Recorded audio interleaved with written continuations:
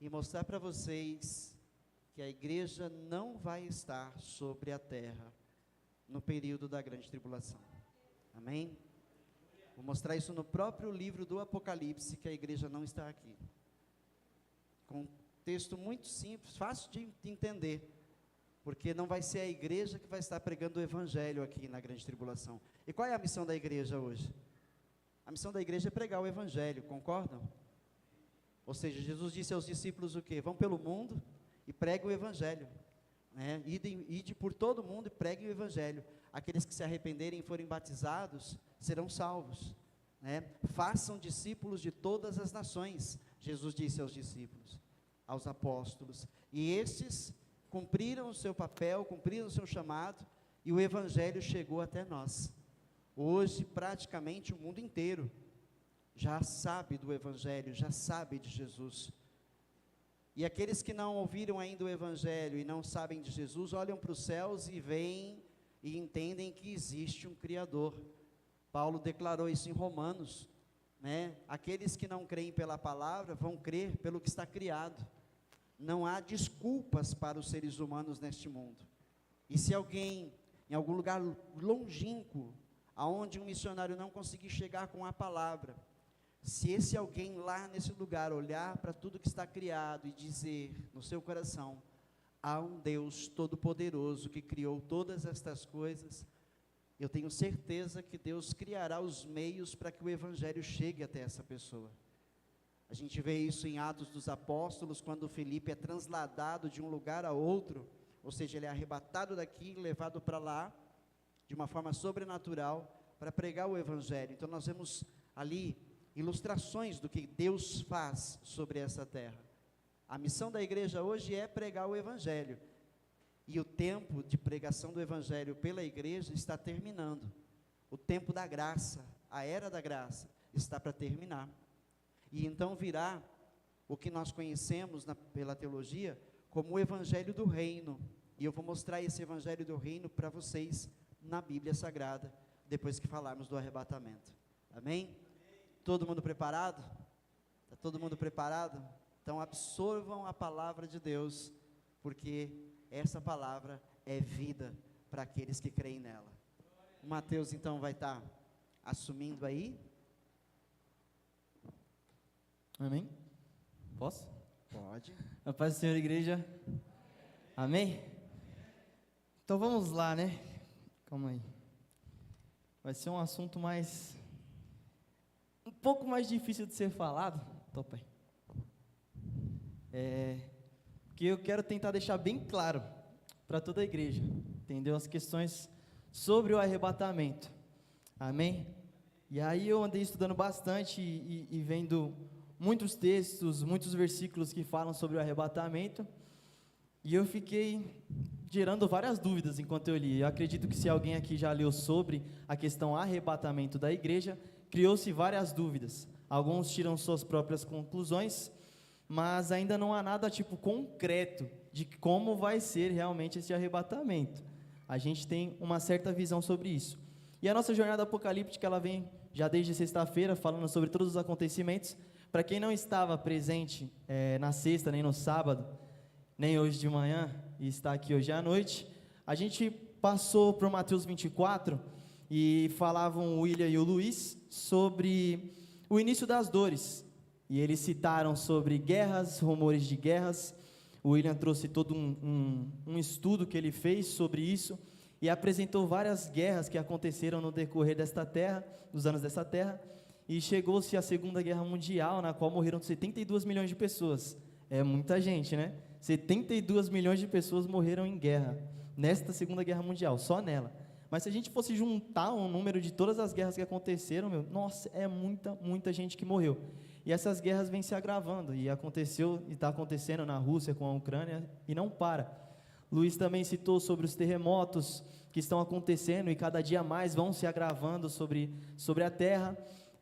Foi falado sobre a fome, que no Brasil há estudos que dizem que há 33 milhões de pessoas passando fome, mas não era exatamente passando fome, né? Seria insegurança alimentar. Uma insegurança alimentar, ou seja, não tem a segurança de todos os dias, mas tem dias que está comendo. Então não está passando por uma extrema fome. entendeu? Também falaram sobre a questão de falsos profetas que viriam sobre a terra, e a gente viu alguns vídeos que passaram falando sobre esses diversos falsos mestres, alguns que se declaravam Jesus Cristo, né? Que ele falou sobre alguns virão e dirão, eu sou o Cristo, e isso está acontecendo realmente, e a gente viu várias pessoas que se declaram como Cristo. Depois, na sequência, no sábado ontem, foi o Tiago e a Keise que falaram, e eles falaram sobre a questão do evangelho sendo pregado no mundo, falaram sobre países que estão sendo perseguidos, e todas essas coisas que foram faladas até agora, tudo se encaminham para um fim, entendeu? Este é o princípio das dores. E aí, por fim, o Tiago chegou à apostasia, ou seja, aquelas pessoas que são apóstatas, ou seja, elas não abandonam a fé, na verdade. E elas estão em cima do altar muitas vezes, mas com um pé na igreja e outro no mundo, então fica aquele negócio. E esse é o último sinal para o fim, e já está acontecendo. Ou seja, a volta do Senhor Jesus Cristo está muito próxima.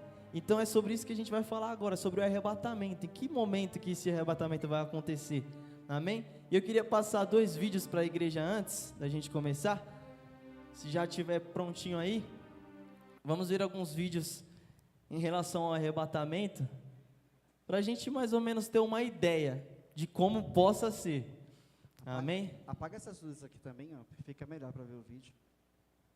Isso. Aí, pode soltar. Pode aumentar o som aí.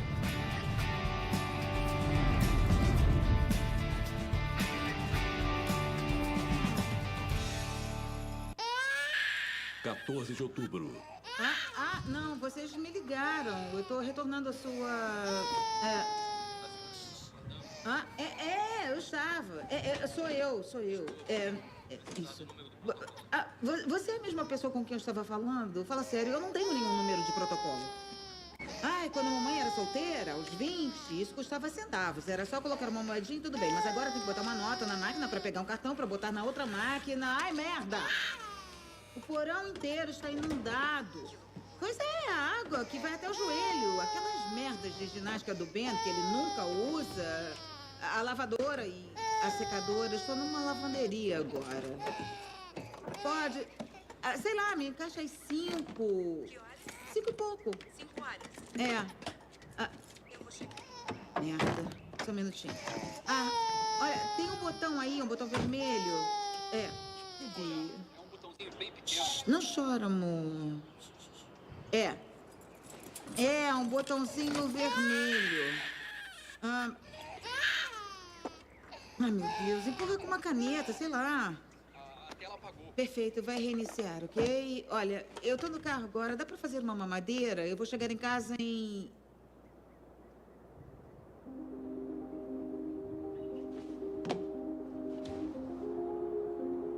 Sam?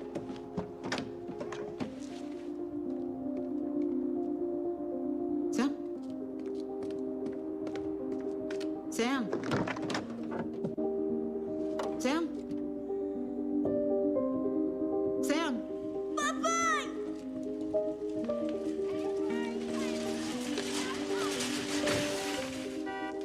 Cadê o meu pai? Sam? Sam? O que está acontecendo? Papai! Sam! Sam! Cadê você? Ele sumiu da cadeirinha. Ele estava aqui. Ele estava aqui. Sam! Cadê você, Sam? Sam! Cadê você? Eu não estou entendendo. Por favor, chama a polícia. Chama logo a polícia. Sam! Sam! Sam! Sam! 190, qual é a sua emergência? Ele simplesmente sumiu. Pelo amor de Deus, me ajuda. Qual é a sua emergência?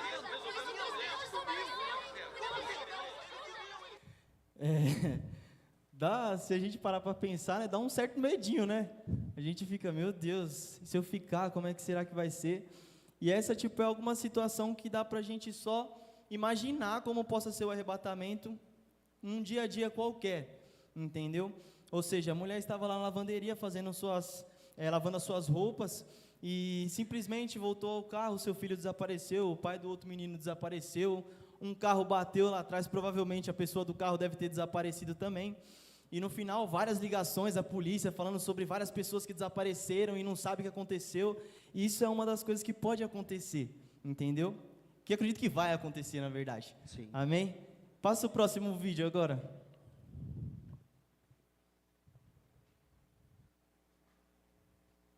E se pode aumentar bem, que o som não está muito bom, não. Mas presta atenção, gente. Jesus Christ is coming back for his church.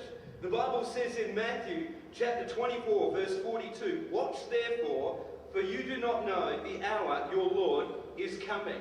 I want you to know, church, that Jesus Christ could come this month, or he might come next week, or he could even come...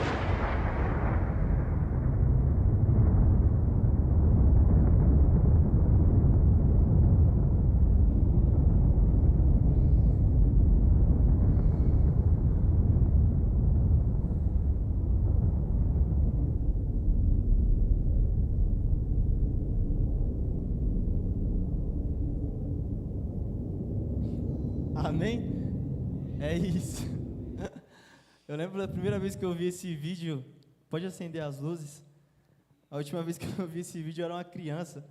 E meu Deus, eu fiquei com muito, mas muito medo mesmo. Falei, meu Deus, imagina eu estou no culto, todo mundo some e eu ainda fico aqui. Falo, meu Deus. Por isso que a palavra do Senhor fala para a gente sempre estar atento. Porque pode ser a qualquer momento. Já pensou você num dia de culto aqui, você não está vivendo uma vida com Deus, e a gente está aqui todo mundo junto, tendo aquele momento gostoso com Deus, e simplesmente o pessoal que realmente serve a Deus desaparece, e se você não estiver no caminho correto, seguindo a Deus, você vai ficar. Imagina o desespero que vai bater em você, vendo aquele monte de gente sumindo, e você simplesmente aqui na igreja ainda olhando para um lado para o outro. Caramba, cadê aquele irmão que estava, cadê o Henderson que estava aqui comigo, cadê a Dígina, cadê o Rafael, cadê o William? Meu Deus, o que eu vou fazer? E bate aquele desespero. Mas a palavra do Senhor, ela deixa bem clara que aquele que realmente busca o reino dos céus, esse herdará a vida eterna. Aleluia. Amém? Glória a Deus. Então vamos lá. Eu quero primeiramente falar com vocês sobre o que é o arrebatamento, né? A gente precisa ter um respaldo bíblico para ter certeza do que é o arrebatamento, antes da gente entrar a fundo sobre quando ele pode acontecer. Amém? Primeiramente, a palavra arrebatamento, ela significa capturar, remover ou arrancar. Ou seja, o arrebatamento é quando você tira algo de um determinado local. Ou seja, isso aqui eu peguei, eu arrebatei dali, entendeu? Simplesmente saiu daquele local. Então, isso é o arrebatamento, a palavra. E antes da gente chegar no Novo Testamento, chegar em Jesus, nas cartas de Paulo, no Apocalipse, tem alguns relatos sobre arrebatamento no passado, no Antigo Testamento. E um desses arrebatamentos aconteceu em Gênesis, no capítulo 5, versículo 24. Vamos dar uma olhadinha lá? Alguns textos eu vou ler em uma outra versão, esse vai ser na NVI mesmo, mas alguns outros textos eu vou ler na versão King James, porque fica um pouco mais clara para a nossa explicação e um entendimento melhor, amém? Olha só, Enoque andou com Deus e já não foi encontrado, pois Deus o havia arrebatado. Detalhe, antes dele ser arrebatado, Enoque andou com Deus, amém? Ou seja, isso é tipo um resumo geral sobre o arrebatamento. Ande no caminho do Senhor, que você será arrebatado, amém? Beleza até aqui?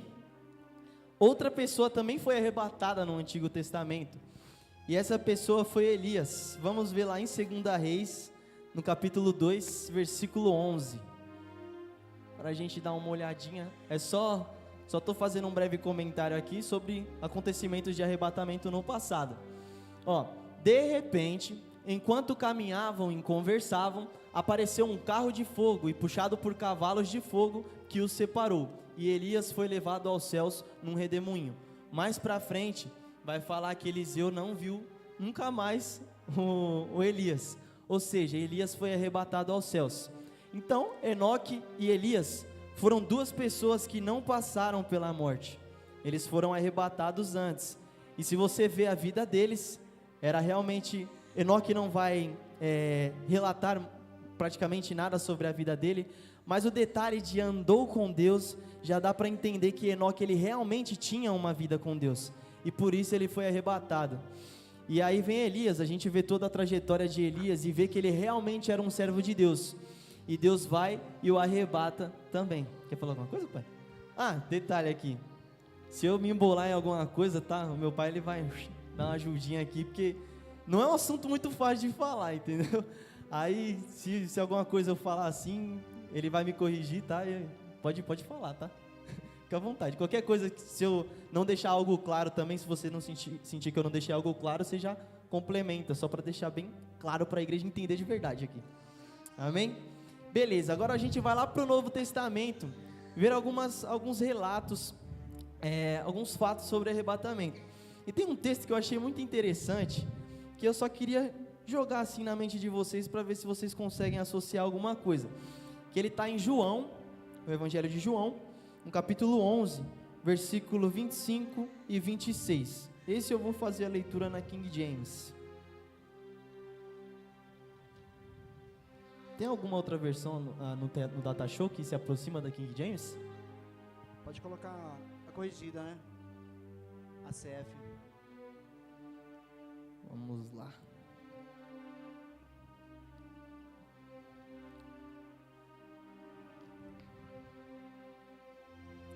Vamos aí. João capítulo 11, versículo 25 e versículo 26. Olha isso aqui, ó. Tá falando sobre a ressurreição de Lázaro. Só que aí eu fiquei lendo esse texto e realmente eu entendi de uma outra forma. Pode não ser, mas vai que é, né? Ó, disse-lhe Jesus: eu sou a ressurreição e a vida. Quem crê em mim, ainda que esteja morto, viverá. Próximo versículo. E todo aquele que vive e crê em mim, nunca morrerá. Crês tu isto? Isso aqui é Jesus falando. E eu fiquei lendo esse texto e fiquei naquela... se ele falou sobre duas situações. Volta um verso, no 25.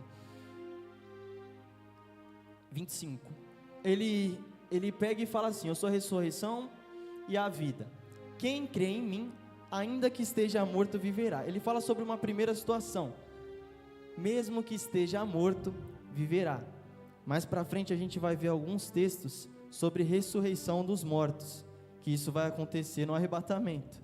E aí, no verso 26, ele pega e fala: e todo aquele que vive e crê em mim, nunca morrerá. Alguns tiram outro tipo de conclusão, para uma conclusão espiritual deste texto, mas eu olho como além. Ele está falando sobre algo futuro, ou seja, ele pode estar falando sobre a questão arrebatamento, ou seja, aquele que vive e crê em mim, nunca morrerá. Ou seja, a gente acredita aqui que o arrebatamento acontecerá antes da grande tribulação. Ou seja, esse arrebatamento acontecemos, se estivermos vivos, este arrebatamento acontecer, nós nunca morreremos, não passaremos pela morte. Assim como Enoque foi arrebatado e não passou pela morte, e Elias foi arrebatado e não passou pela morte. Ou seja, nesse texto dá pra gente tentar, pode ser que eu esteja olhando de uma maneira diferente, mas é só para ficar na cabeça de vocês, para vocês imaginar, realmente. Poxa, Jesus podia simplesmente ter unificado isso, e simplesmente falar: quem crê em mim viverá, ponto. Mas não, ele separou em duas pessoas. Então isso já deixa aquela incógnita para a gente ficar na mente pensando. Para não achar que o Mateus está equivocado, porque ele diz não ter certeza se esse verso fala do arrebatamento, a gente pode olhar uma concordância bíblica. Eu sei que ele deve ter separado o texto já, mas eu queria adiantar o texto, porque aí a gente vai ver que o que Jesus falou aqui tem tudo a ver com o arrebatamento, porque Paulo, ele ratifica, né, ele vaticina esse verso, essa fala de Jesus, em 1 Coríntios, no capítulo 15, pode colocar lá para nós, capítulo 15, no verso 51,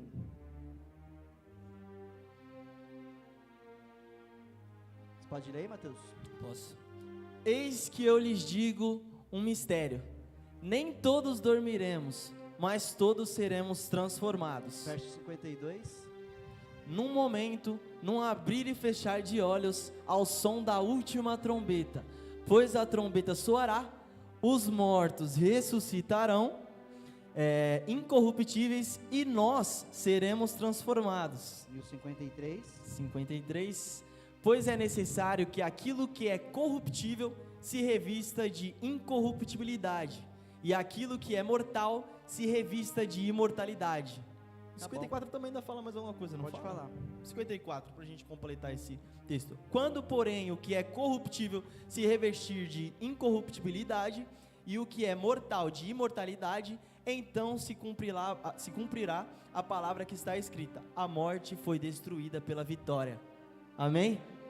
Então, dá para a gente associar esse texto àquilo que Jesus falou na ressurreição de Lázaro, entendeu? Falando sobre a ressurreição dos mortos e a questão dos vivos que não passarão pela morte.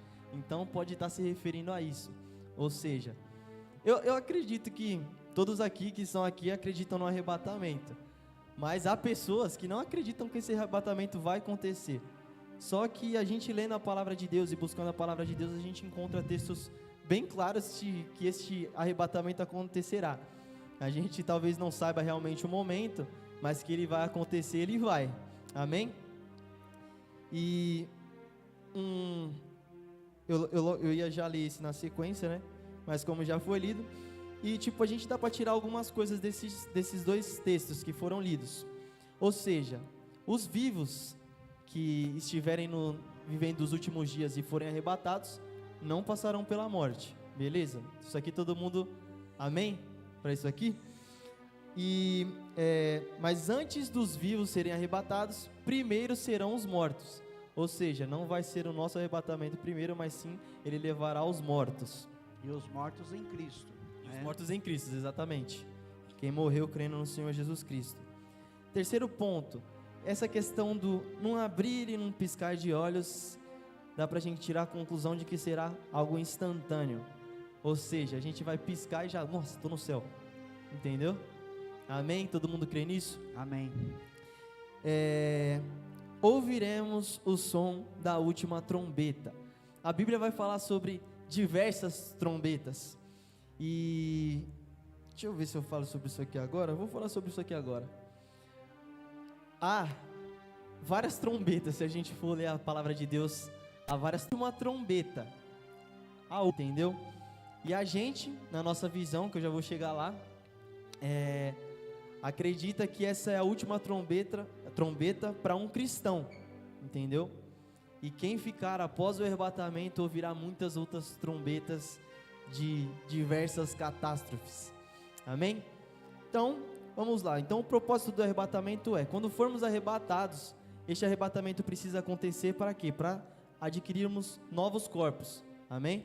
E a gente precisa passar por esse arrebatamento exatamente para isso, para tudo aquilo que é pecaminoso, tudo aquilo que não agrada a Deus, seja retirado de nós, e nós receberemos um corpo incorruptível, que não se corrompe mais, e receberemos também um corpo incorruptível e a imortalidade, ou seja, herdaremos da vida eterna. Amém? Quem crê nisso? Amém. Glória Amém? a Deus. A maioria. Então vamos lá. Aí eu chego num ponto. A cronologia disso tudo. Ou seja, a gente viu os princípios das dores. Quer falar alguma coisa? A gente viu os princípios das dores, tudo acontecendo, citado por William Lewis e pelo Tiago e pela Casey. A gente viu todo esse procedimento acontecendo. E aí a Bíblia dá diversos textos falando sobre o arrebatamento. Só que, às vezes, ficamos nas dúvidas com determinados textos. E por essas dúvidas surgem determinados pensamentos. Ou seja, são vários pensamentos a respeito do arrebatamento. Dentre esses pensamentos, tem 3 que são os mais falados. Ou seja, o pré-tribulacionista, ou seja, tribulacionista se refere à grande tribulação que há de vir sobre essa terra. Entendeu? Então, o pré-tribulacionista acredita na vinda do Senhor Jesus Cristo antes dessa grande tribulação. deste tempo que nunca houve antes, que está para vir sobre esta terra. Há uma outra visão que se chama mid ou meso tribulacionista. Esse acredita que nós seremos arrebatados no meio da grande tribulação. Ou seja, o pré acredita que é antes dessa grande tribulação, que há de vir. O mid ou meso, ele acredita que seremos arrebatados no meio da grande tribulação. E há também o pós-tribulacionista, que acredita que a gente vai ser arrebatado só depois da grande tribulação. Ou seja, acredita que a gente vai passar por toda a grande tribulação e só depois subiremos aos céus. Amém? Então, eu vou dar rapidamente um respaldo sobre o mid e o pós, e depois eu vou entrar na nossa visão, que é pré-tribulacionista. Ou seja, um mesotribulacionista, ele usa o texto de 2 Tessalonicenses no capítulo 2, que vai estar falando sobre o homem do pecado, ou seja, o anticristo. E eles usam esse texto como um dos seus textos mais fortes para acreditar que o arrebatamento vai acontecer no meio da grande tribulação. Vamos dar uma olhadinha lá em 2 Tessalonicenses, no capítulo 2.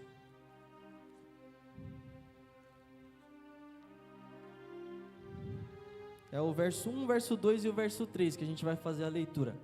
Que diz assim: Irmãos, quanto à vinda de nosso Senhor Jesus Cristo e a nossa reunião com Ele, rogamos a vocês, que não se deixem abalar nem alarmar tão facilmente, quer por profecia, quer por palavra, quer por carta supostamente vinda de nós, como se o dia do Senhor já tivesse chegado. Não deixe que ninguém os engane de modo algum. Antes daquele dia virá a apostasia, que foi o que foi falado com o Tiago e a Casey ontem, e então será revelado o filho do homem do pecado, o filho da perdição. O mídia tribulacionista, ele lê até aqui, acreditando que a vinda do Senhor Jesus Cristo vem exatamente neste ponto, aonde o anticristo ele vai realmente se revelar ao mundo. Ou seja, eles acreditam que ainda pegarão um pouco desse tempo. Eles verão o anticristo ainda se levantando sobre essa terra. Ou seja, eles estão usando esse texto aqui para afirmar que é no meio da grande tribulação. Só que depois, mais para frente, eu vou fazer a nossa interpretação sobre esse texto, porque esse texto também, se a gente continuar nele para frente, a gente vai ver outras coisas que realmente deixam muito claro que o arrebatamento pode ser antes da grande tribulação, né? E, bom, o mesmo tem essa visão, ou seja, estamos na era da igreja, chegou a tribulação, o anticristo se levanta no meio da tribulação, e tudo isso a igreja ainda está aqui, e a igreja ela é arrebatada no meio disso. Depois começam a vir todas as catástrofes. A maioria dos tribulacionistas acreditam que, deixa eu explicar de uma forma melhor para mim não me embolar. A tribulação ela é dividida em duas partes. Citado em Daniel que haverá 3 anos e meio de paz e segurança, uma falsa paz, e haverá 3 anos e meio de destruição total sobre o mundo, entendeu? Que lá em Apocalipse vai citar sobre os selos, sobre trombetas e sobre os cálices da ira de Deus. Ou seja, tudo isso, quando for esses selos abertos, essas trombetas tocadas, esses cálices, serão um tipo de destruição sobre a terra, coisas que acontecerão sobre a terra. Ou seja, haverá 3 anos e meio de paz e 3 anos e meio de destruição. E o mídia tribulacionista, ele acredita que é bem no meio. A gente vai passar pelo tempo meio que de paz, mas quando vier a destruição, nós não vamos passar por isso. Deus vai nos arrebatar antes. É isso que o mídia acredita. Deu para ter mais ou menos uma ideia, né? Do que eu não vou me aprofundar nisso. É bem confuso também, eu não consigo entender os textos que eles usam. Mas enfim. E aí vem o pós-tribulacionista também. Ele acredita que o arrebatamento acontecerá após a grande tribulação. E até outros pós-tribulacionistas acreditam que nem vai haver esse arrebatamento, entendeu? Alguns acreditam que simplesmente o Senhor virá sobre a terra e nós estaremos na terra ainda, entendeu? Muitos pós-tribulacionistas acreditam que já estamos vivendo o tempo da grande tribulação. Não são todos, mas a maior parte dos pós-tribulacionistas acreditam que a gente já vive essa grande tribulação. Só que um texto de Mateus vai dizer que este é um tempo o qual nunca houve antes. Então, nessa questão de que eles dizem que já estamos vivendo a grande tribulação, eu não consigo acreditar, porque pelo fato de a Bíblia citar que é um tempo nunca visto antes, e o tempo que a gente vive hoje já foi visto em outras eras. Na época de Noé estava acontecendo a mesma coisa, e Deus simplesmente veio e destruiu a terra. Em duas cidades específicas, Sodoma e Gomorra, estava acontecendo uma bagunça terrível sobre essas terras. O pecado habitava naquele local, e Deus vai e tira Ló de lá e destrói a cidade. Ou seja, a terra já passou por diversos tempos difíceis, e a gente vive hoje também um tempo difícil, mas não chega a ser uma grande tribulação, ou seja, um tempo que nunca houve antes. Quer complementar com alguma coisa? É algo que não se imagina. Ninguém aqui consegue imaginar, né, o período da grande tribulação. Alguns dizem, não, mas no tempo em que a igreja foi perseguida, lá nos primeiros séculos, né, cristãos que foram mortos no Coliseu, que foram devorados pelas feras, aquilo não era uma grande tribulação? Não era uma grande tribulação, né? São situações vividas não só por cristãos, mas por pessoas em todo o mundo, em tempos de guerras. Então são coisas que sempre aconteceram, são coisas que continuam acontecendo. Agora, o período da grande tribulação é um período que nunca existiu, nunca se viveu nada parecido com isso, tanto que o texto de Daniel, e tanto Jesus também diz a mesma coisa, um tempo que nunca aconteceu igual, e que nem depois desse tempo nenhum outro acontecerá. É um tempo para o tempo do fim, e esse período é abreviado em 7 anos, 7 anos, e Jesus deixa isso bem claro, que se esse período não fosse abreviado, ninguém se salvaria, então é um período curto, mas de uma magnitude extrema, de sofrimento e dor sobre essa terra, ok? Amém? Deu para a gente entender mais ou menos a grande tribulação. Todos nós passamos por tribulações em nossas vidas, o mundo passa por tribulação, só que ainda não é essa grande tribulação que é citada na Bíblia, então ainda não estamos nesse ponto. Mas um outro ponto que um pós-tribulacionista coloca está lá em Apocalipse, e ele nos capítulos 19 e 20, na verdade o livro todo de Apocalipse, ele só cita uma vinda do Senhor Jesus Cristo, e essa vinda é após a grande tribulação. Ou seja, eles acreditam que realmente Jesus vai voltar só depois da grande tribulação, pelo fato de Apocalipse só citar uma vinda. Só que há muitos outros textos na Bíblia que rebatem esse argumento. Ou seja, dá para a gente rebater de alguma forma e dizer que essa não vai ser a única vinda do Senhor, pois em diversos outros textos falam sobre a vinda do Senhor. E é mais ou menos isso o pós, tá? Também não vou me aprofundar, deu pra gente entender que é após a grande tribulação, ou seja, o Senhor vai vir sobre a terra, todos se lamentarão, todo joelho se dobrará e confessará que Cristo é o Senhor, e aí a gente é arrebatado, entendeu? Essa é a visão. Na verdade, é assim, a vinda de Cristo, existe somente a segunda vinda. Para o mundo, há uma segunda vinda de Jesus. Deixa eu ficar para cá, para quem está aqui me ver, né? Só há uma segunda vinda. Foi dito isso em Atos pelos anjos aos apóstolos, que da mesma forma que o viram subir, o verão descer, tá? E em Mateus 24 está escrito no verso 31, que ele virá sobre as nuvens dos céus, e todo olho o verá, e se lamentará. Haverá uma grande lamentação por verem Jesus vindo sobre as nuvens do céu. Essa é a segunda vinda de Jesus. O arrebatamento não é a segunda vinda de Jesus. O arrebatamento é para a igreja apenas, é algo invisível, é algo que o mundo não vai ver. Jesus não será visto no arrebatamento. Ele vai dar ordem aos seus anjos, e os seus anjos vão tirar da terra aqueles que estão marcados pelo sangue de Jesus Cristo, e isso vai ser totalmente sobrenatural. Paulo disse, num piscar de olhos, num abrir e fechar de olhos, algo imperceptível ao mundo, vai ser algo muito rápido. Então essa não é a segunda vinda de Jesus, este é o arrebatamento. A Bíblia diz que o Senhor Jesus, ele desce dos céus, ordena os anjos arrebatarem a igreja, e a igreja se encontra com Jesus nos ares. Ele não vai ser visto, ok? Então não há uma terceira vinda de Jesus, há uma segunda. Para a igreja não é a vinda, para a igreja é o arrebatamento, ok? Todos conseguiram compreender? Quem compreendeu diz amém. Então vamos chegar agora. Então já compreendemos o pós, que acredita que é após essa grande tribulação. E agora a gente vai para a nossa visão, a visão desta igreja, a visão do pastor presidente da igreja, que é o pré-tribulacionismo. E a gente vai ver a fundo por que a gente acredita no pré-tribulacionismo. Uma das coisas que eu quero começar já citando é em Apocalipse. Eu não vou pegar um texto, mas eu vou só falar para vocês, para depois vocês darem uma olhada em casa. O Apocalipse, ele começa com as cartas. Deixa eu abrir lá só pra gente ter uma noção geral. Abre aí o Apocalipse. No 1 aí.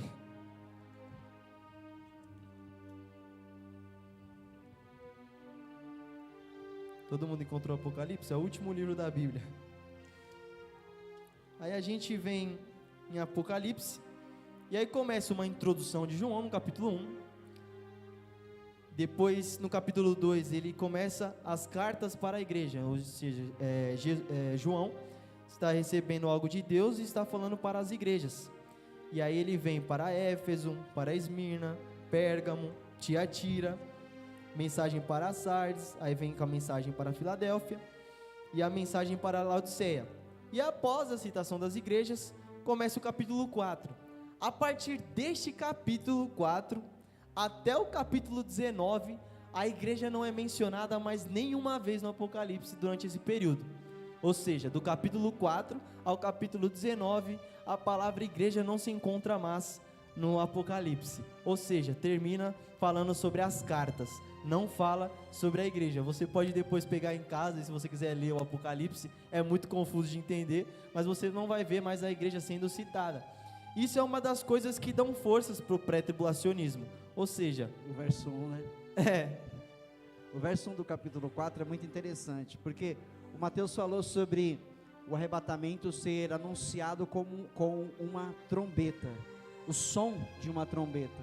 Esse é o momento do arrebatamento, ok? E no capítulo 4, verso 1, diz: depois destas coisas olhei, e eis que estava uma porta aberta no céu. A porta aberta no céu é falada no capítulo 3 para a igreja em Filadélfia, na carta à igreja em Filadélfia. E Jesus diz lá: coloquei uma porta aberta para você que ninguém tem o poder de fechar. Pois a porta que eu abro ninguém fecha, e a que eu fecho ninguém abre, né? E aí ele diz: e porque você na sua pouca força guardou a minha palavra, eu também te guardarei da hora da provação que está para vir sobre todo o mundo. Percebe? E aí no capítulo 4 então diz: e a primeira voz que, como de trombeta, ouvira falar comigo, disse: sobe aqui. Ou seja, a trombeta soa dizendo: sobe para cá. Então, isso diz respeito ao arrebatamento. João foi levado até lá com essa voz de trombeta, e isso diz respeito ao arrebatamento. E a partir daqui, como Mateus falou, a igreja não é mais mencionada até o capítulo 19. Agora quem são mencionados no Apocalipse são os santos, são chamados os santos. E os santos são os judeus que se convertem na grande tribulação. Um dos propósitos de Deus para a grande tribulação, eu vou mostrar depois um verso, provo para vocês que este é um dos propósitos da grande tribulação. Um deles é fazer que Israel reconheça que Jesus Cristo é o Messias, porque eles não reconhecem, eles rejeitam Jesus como Senhor, eles ainda esperam o Messias. Então a grande tribulação vai acontecer com o propósito de fazê-los reconhecer que é Jesus o Messias, para que então eles se convertam e sejam salvos, ok? Amém. Então, daqui do capítulo 4, no versículo 1, a gente tira a conclusão de que João meio que estava representando a igreja do Senhor. Ou seja, ele ouve a voz como de trombeta o chamando: vem para cá, e ele sobe aos céus. E a gente acredita que isso é uma ilustração também da igreja sendo arrebatada aos céus. E logo após isso, ele encontra com mais 24 anciãos. E depois desses 24 anciãos, aí começa a grande tribulação, as citações sobre a grande tribulação. Ou seja, João já está lá no céu vendo tudo isso, entendeu? E dá pra gente tirar de uma certa forma uma conclusão de que a igreja está sendo arrebatada, entenderam? E lá em Apocalipse 19, vamos ver lá pra gente entender porque ela é citada só lá. Apocalipse 19, versículos 7 até o 9.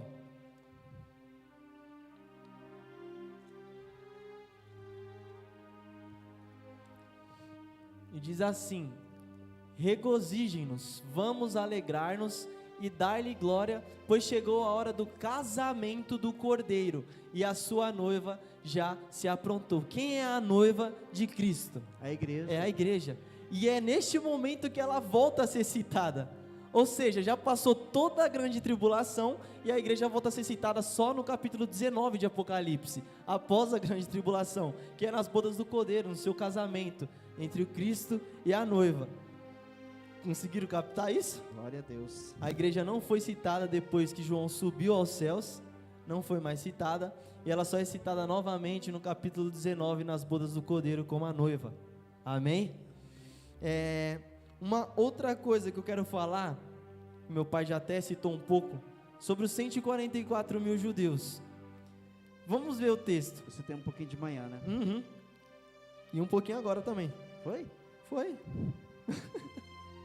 Ó, vamos lá, Apocalipse 7, versículo 1.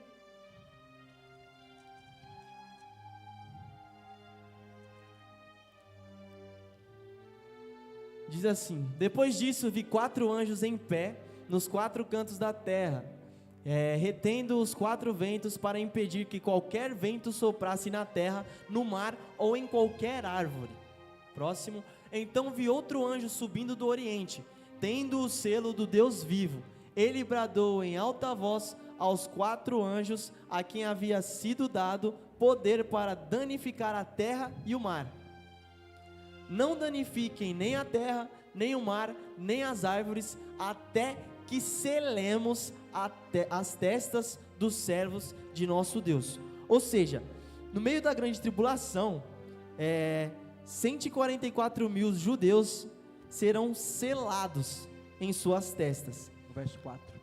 No verso 4. Tá lá? Foram selados em suas testas, 144 mil de todas as tribos de Israel. Aí ele vai citar todas as tribos de Israel, e são 12 mil de cada tribo, e aí chega ao número de 144 mil judeus selados. Mas aí a gente fica naquela pergunta, beleza, mas por que os 144 mil, eles foram selados? Aí a gente fica já naquela incógnita, né, irmão? Eles não têm o Espírito Santo na vida deles, eles precisam ser selados em suas testas. Se a gente for alguns versículos para frente, vai dizer que os 144 mil, eles foram selados para eles não se corromperem durante o tempo da grande tribulação. E aí, a gente vem em 2 Tessalonicenses, no capítulo 2, que foi onde eu comecei citando sobre o mídia tribulacionista. Vamos lá, 2 Tessalonicenses 2. Beleza, a gente está com isso na cabeça, né? 144 mil selados em suas testas durante a grande tribulação. E aí vem aqui 2 Tessalonicenses: irmãos, quanto à vinda de nosso Senhor Jesus Cristo e à nossa reunião com Ele, rogamos a vocês que não se deixem abalar nem alarmar tão facilmente, quer por profecia, quer por palavra, quer por carta supostamente vinda de nós, como se o dia do Senhor já tivesse chegado. Não deixem que ninguém os engane de modo algum. Antes daquele dia virá a apostasia, e então será revelado o homem do pecado, o filho da perdição. Próximo. Este se opõe e se exalta acima de tudo o que se chama a Deus ou é objeto de adoração, chegando até a assentar-se no santuário de Deus, proclamando que Ele mesmo é Deus. Não se lembram de quando eu ainda estava com vocês, costumava lhe falar essas coisas? Próximo. E agora vocês sabem o que o está detendo. Eu a gente tira nossas conclusões, mas a igreja de Tessalonicenses provavelmente já sabia o que era, né? Porque ele está falando, Ele sabia. e agora vocês sabem o que está detendo. Eles podiam ter passado isso pra gente, né? Pra gente ter uma certeza absoluta. Mas, e agora vocês sabem o que está detendo para que ele seja revelado no seu devido tempo. Ou seja, tem algo detendo para o anticristo se levantar. Próximo, esse é o próximo? Próximo. A verdade é que o mistério da iniquidade já está em ação, restando apenas que seja afastado aquele que agora o detém. Ou seja, algo ainda detém o anticristo de se levantar sobre esta terra. Se eu me embolar aqui, você já... Algo ou alguém. Algo ou alguém. E aí, alguns tiram algumas certas conclusões sobre esse texto. Porque esse texto aqui, ele está dizendo que algo ou alguém detém o anticristo de se levantar. Alguns pós-tribulacionistas também acreditavam que eram governos que detinham o Espírito Santo, enquanto esses governos não fossem tirados. Que detinham o anticristo. Que detinham o anticristo. E aí, só que em Apocalipse, a gente vê que o anticristo ainda está governando, e há outros governos. Então não dá para a gente tirar a conclusão de que são governos que estão atrapalhando o anticristo de se levantar. Outra conclusão que algumas pessoas tiram sobre esse texto é que é a igreja que detém o Espírito Santo. Que detém o anticristo. Que detém o anticristo. Ou seja, é porque eu quero chegar no Espírito Santo. Ou seja, é a igreja em partes. Só que aqui, o texto está dizendo, aquele que o detém. Ou seja, aquele está no masculino, e a igreja está no feminino. Ou seja, não tem como ser a igreja. Só se agora tá todo mundo nesse pronome de todes, essas coisas. O igrejo. E o igrejo. Mas não tem como ser a igreja por realmente se usar um pronome masculino. Aquele que o detém. Ou seja, não está no feminino igreja ou noiva. Entendeu? É sempre a igreja, a noiva. Então, a gente chega a uma conclusão de que o que detém o anticristo de se levantar é o Espírito Santo. Ou seja, se é o Espírito Santo que vai ter que sair da terra para o anticristo poder se levantar, aí agora faz sentido os 144 mil, que eu falei para vocês guardarem na cabeça, continuarem serem selados durante esse tempo. Porque o Espírito Santo não estará sobre a terra, mas o Senhor é onipresente, Ele vai estar observando tudo acontecendo no mundo, mas Ele não estará presente na terra. Ele não vai estar mais atuando. Não vai estar mais atuando no meio. Então, só que aí a gente chega a outro ponto, a gente vai indo em um e vai chegando em um monte de outros pontos. A gente viu que os 144 mil precisam ser selados porque a gente acredita que o quê?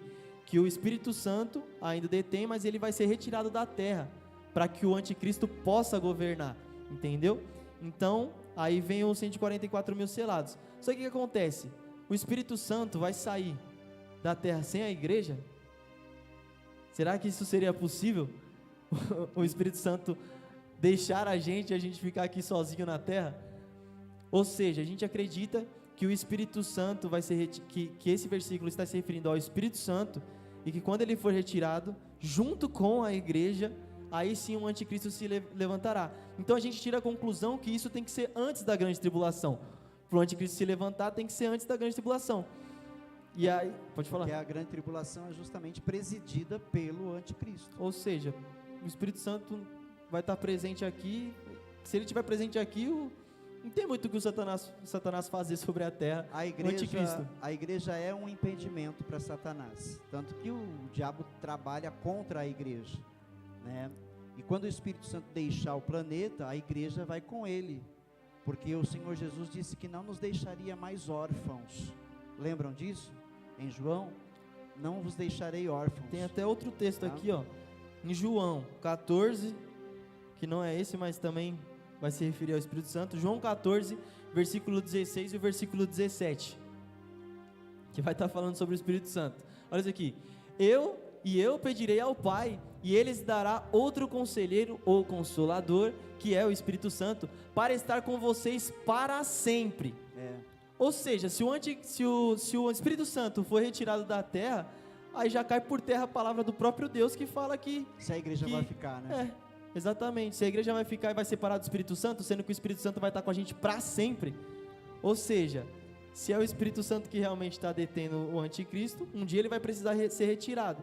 E se o Espírito Santo precisar ser retirado, a igreja precisa sair junto. Porque Deus falou que o Espírito Santo estaria com nós para sempre. Ou seja, a gente acredita que Jesus realmente vai voltar antes da grande tribulação. Onde está o texto de Apocalipse que estava lendo sobre os 144 mil? Apocalipse 7. Mais para frente um pouquinho vai falar sobre uma outra visão. E aí eu queria... Pode falar. Eu queria dar para vocês um entendimento. Alguém vai se salvar na grande tribulação? Muita gente. Mas muita gente mesmo. Não é a igreja. A igreja está salva, já está escondida com Cristo, lá em seu reino. Mas no tempo da grande tribulação ainda vai haver muitas conversões, tá? Muitas conversões. Mas o tempo já não é mais o tempo da graça. O tempo da graça é esse que nós estamos vivendo, né? Recebemos de graça a vida, a salvação. Jesus pagou esse preço e nós recebemos de graça. Mas esse tempo, ele vai se findar em breve. E então deixará de ser o tempo da graça e vai se estabelecer o tempo do reino, tá? Hoje é o evangelho da graça. Agora, no tempo da grande tribulação, será o evangelho do reino. E eu vou provar para vocês, ok? Então, a gente acredita que os 144 mil têm uma missão de resgate. Eles têm uma missão de resgate. Talvez os 144 mil só tenham a missão de resgatar judeus. Mas a Bíblia vai dizer no texto aí de Apocalipse, vamos abrir lá, né, Mateus? Verso 9, o Mateus vai ler esse texto, e a gente vai ver que há uma visão de uma grande multidão sendo salva na grande tribulação, e isso traz a dúvida para muitos, mas será que não é a igreja que está na grande tribulação nesse tempo? Será que esses não são os salvos, a igreja?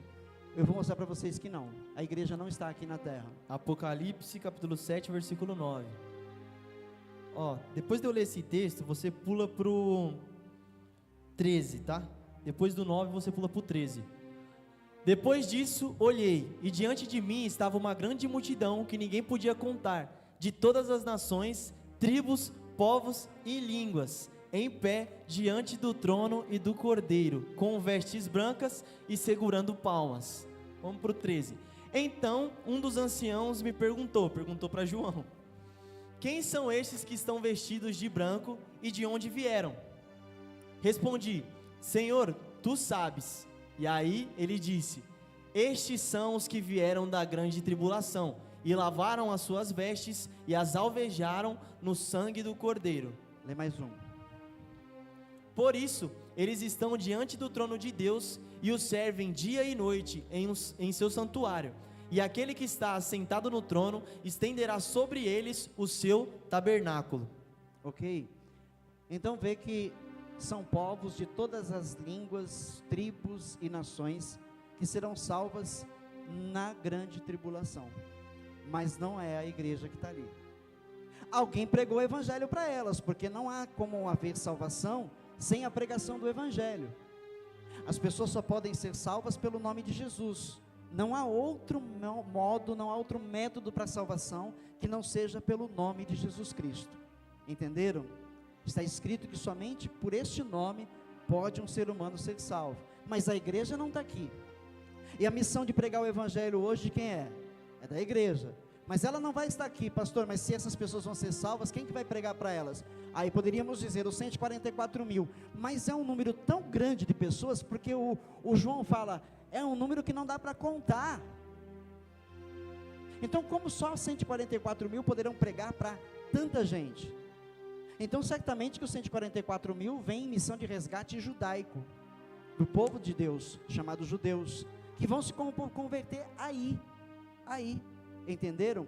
Agora quem que vai pregar o evangelho para essas pessoas que foram salvas? Quem pregou para essas pessoas? Quem? Vocês têm ideia, não? Os anjos. Os anjos. Apocalipse capítulo 14, verso 6 em diante. Vou ler aqui. Então vi outro anjo que voava pelo céu e tinha na mão o evangelho eterno para proclamar aos que habitam na terra, a toda a nação, tribo, língua e povo. A igreja não está aqui. Se anjos vão pregar o evangelho no período da grande tribulação, a igreja está fazendo o que aqui, irmãos? A igreja está fazendo o que aqui, irmãs? A igreja não está sobre a terra, porque a missão de pregar o evangelho é da igreja, mas agora cessou o tempo da igreja, ela foi arrebatada, ela foi levada para o Senhor, mas ainda tem milhares e milhares e milhões de pessoas para se converterem no período da grande tribulação, e a igreja foi levada. Então os anjos entram em ação para proclamar o evangelho aos que habitam na terra, a toda nação, tribo, língua e povo. E aí então você compreende essa grande multidão que está sendo vista por João lá, e é dita pelo ancião, vieram da grande tribulação. Amém? Tem dúvida de que a gente vai antes para Jesus? Não há dúvida. Esses são argumentos muito fortes e bíblicos para o arrebatamento antes da grande tribulação. E isso é para trazer paz no seu coração, para você não ficar preocupado, será que eu vou estar aqui, meu Deus, vai ser um tempo terrível, a marca da besta, meu Jesus, como é que vai ser isso, não vai comer, não vai beber, não vai fazer nada, se não tiver a marca, e se aceitar a marca, está negando Jesus Cristo. Interessante, é que vai falar, lê mais um pouquinho desses versos aqui, 7, ele disse em alta voz, temam a Deus e glorifiquem-no, pois chegou a hora do seu juízo. Os anjos estão proclamando para a terra, para o povo da terra, adorem aquele que fez os céus, a terra, o mar e as fontes das águas. Os anjos estão dizendo isso, é anjo que está dizendo isso para a terra. Vai mais, um segundo anjo seguiu dizendo, caiu a grande Babilônia, que fez todas as nações beberem do vinho da fúria da sua prostituição. Babilônia é um outro assunto para a gente falar depois. Um terceiro anjo o seguiu, dizendo em alta voz, se alguém adorar a besta e a sua imagem, e receber a sua marca na testa ou na mão, também beberá do vinho do furor de Deus, que foi derramado sem mistura, no cálice da sua ira. Será ainda atormentado com enxofre ardente na presença dos santos anjos e do Cordeiro.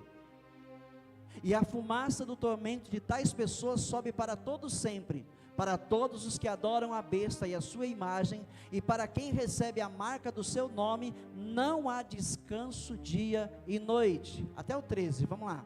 Aqui está a perseverança dos santos que obedecem aos mandamentos de Deus e permanecem fiéis a Jesus. Então ouvi a voz dos céus dizendo, escreva, felizes os mortos que morrem no Senhor de agora em diante, diz o Espírito. Sim, eles descansarão das suas fadigas, pois as suas obras os seguirão. Entenderam quem são os santos desse tempo? Não é a igreja. Não é a igreja, está comprovado, não tem como contestar isso. Pode prosseguir. Assim que é bom. Um vai falando, outro vai complementando, para não ter dúvida mesmo. Amém. Agora eu queria falar novamente sobre a visão de João lá no capítulo 4 de Apocalipse. Vamos dar uma analisada um pouquinho mais à frente. Capítulo 4, versículo 1 de Apocalipse.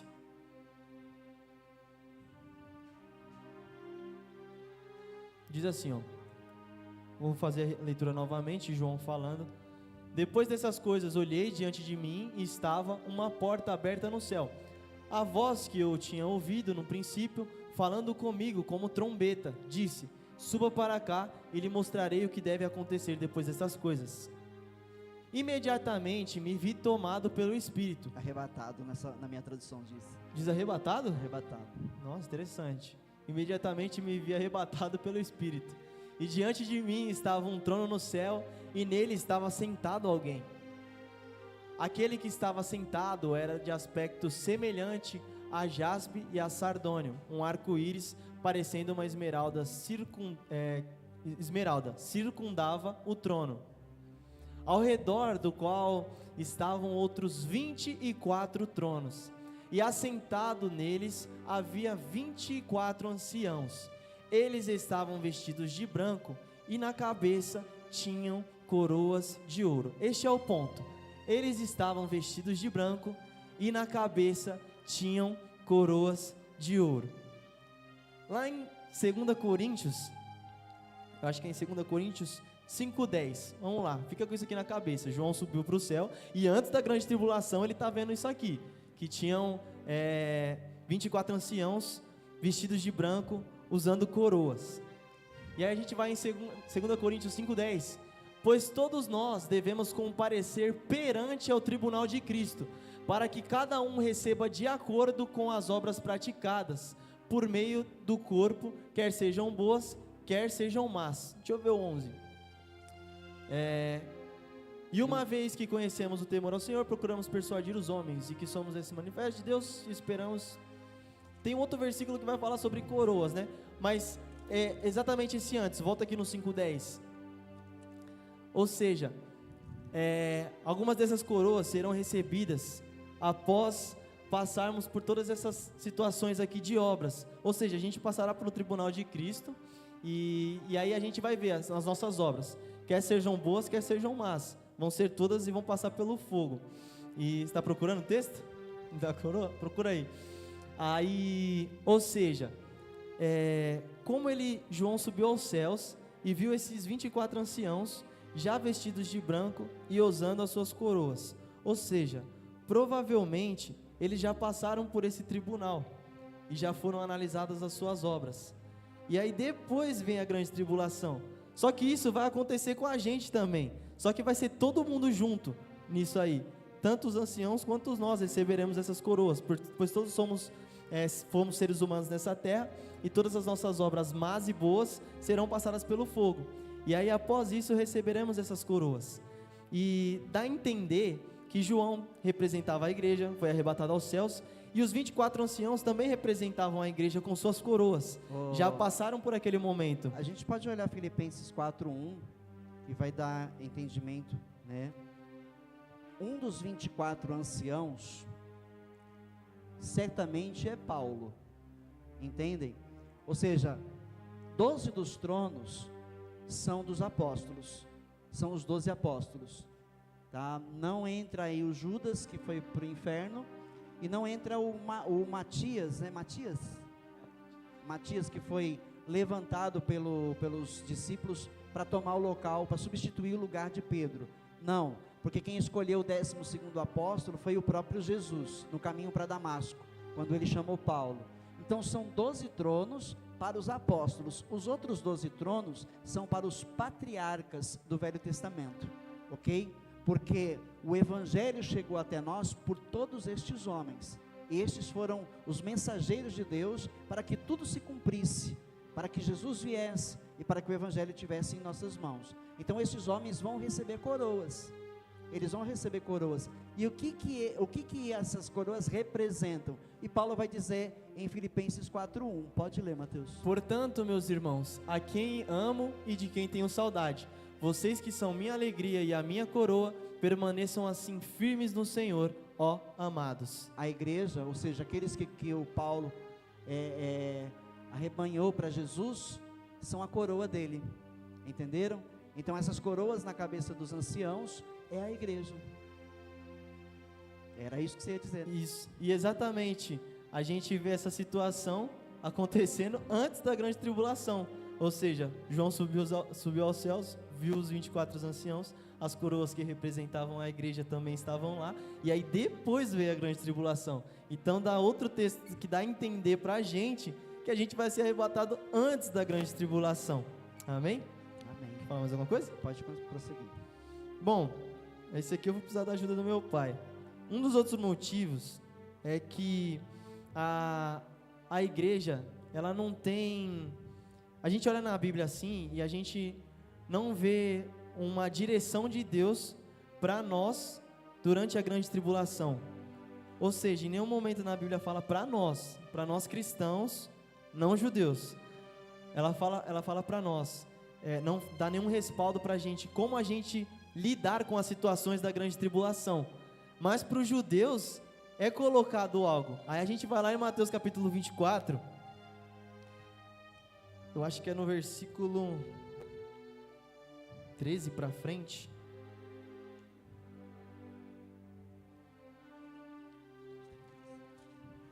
Mateus capítulo 24, que está falando a respeito do fim, que foi o texto usado pelo Luiz e pelo William, para falar sobre o princípio das dores. E aí, acho que é no 15.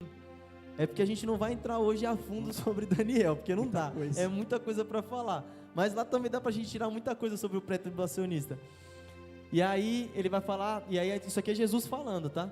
Do qual falou o profeta Daniel no lugar santo. Quem lê, entenda. Deixa eu só dar uma pinceladinha nesse verso aí. Volta lá. Sacrilégio terrível, do qual falou o profeta Daniel. O templo de Jerusalém vai ser reconstruído, né? Tá tudo pronto para ele ser reconstruído. Tá tudo pronto. Se vocês entrarem tem um site de Israel, é que eu não lembro o nome do site, que nesse site os judeus falam tudo sobre o terceiro templo. Eles falam que ele já tem tudo preparado, o candelabro já está pronto, né? Todos os utensílios do templo já estão prontos, eles já refizeram peças novas para o terceiro templo. Só falta a reconstrução. E hoje, a gente sabe que a tecnologia avançada, ela constrói um templo em dias, mais tardar meses. Concordam? Então o templo vai ser reconstruído, e quem vai conseguir essa façanha é o anticristo. E depois que esse templo tiver reconstruído, os judeus, eles vão voltar aos sacrifícios de animais, porque eles ainda esperam Jesus. Eles vão voltar. Só que no Apocalipse diz que esses sacrifícios vão ser interrompidos pelo anticristo. Ele vai proibi-los. E aí ele vai entrar no templo, e ele vai se declarar o Messias dos judeus. Então, por isso diz o sacrilégio terrível do qual falou o profeta Daniel. É porque o anticristo vai se declarar Deus para os judeus, e os judeus não vão aceitar isso, tá certo? Aí, eu queria deixar claro o propósito da grande tribulação ser para fazer esses judeus reconhecerem que Jesus Cristo é o Senhor. Em Mateus, no capítulo 23, volta um pouquinho, depois a gente vai continuar aqui que o Mateus vai prosseguir. 23, 37.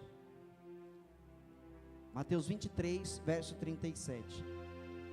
Jerusalém, Jerusalém, Jesus falando, você que mata os profetas e apedreja os que lhes são enviados. Quantas vezes eu quis reunir os seus filhos, como a galinha reúne os seus pintinhos debaixo das suas asas, mas vocês não quiseram. Verso seguinte: eis que a casa de vocês ficará deserta, pois eu lhes digo que vocês não me verão mais, até que digam, bendito é o que vem em nome do Senhor. E para os judeus poder dizer isso, para eles conseguirem dizer isso, eles vão ter que ser esclarecidos por Deus. E é na grande tribulação, sofrendo toda a grande tribulação, os ataques do anticristo, o anticristo declarando Deus para eles, aí eles vão reconhecer que Jesus é o Cristo, é o Messias, que eles aguardavam e rejeitaram. Aí haverá conversão. Aí eles vão voltar a ver Deus, porque Jesus vai salvar os judeus. Amém? Os judeus desse tempo vão ser salvos, porque eles vão se converter. Pode prosseguir no texto que o Mateus estava lendo. Mateus 24, verso 15, né? Isso. E esse texto que ele leu aí também, né? É o momento que Jesus vai voltar triunfante nos céus. E aí os judeus vão ter certeza, né? Vão falar, não, realmente, é o Messias. E é nesse tempo provável também, durante essa rebelião que vai acontecer no meio, que é mais ou menos o tempo que talvez os 144 mil sejam selados, é isso, não é? Sim. Mais ou menos nesse tempo de que haverá uma guerra, né? Que fala do Amargedon, que aí, gente, já vai pra grande tribulação lá no meio, lá.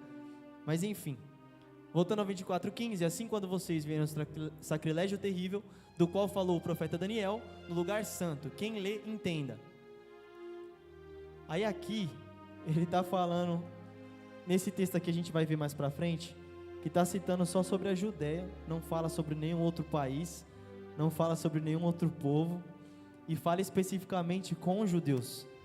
Então, os que estiverem na Judéia, fujam para os montes. Quem estiver no telhado de sua casa, não desça para tirar dela coisa alguma.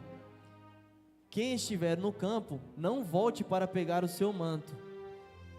Como serão terríveis aqueles dias para as grávidas e para as que estiverem amamentando. Orem para que a fuga de vocês não aconteça no inverno nem no sábado. Porque isso aqui é para os judeus mesmo, nessa questão de inverno, de sábado, entendeu? É tudo para os judeus, isso não é para a igreja. Continua.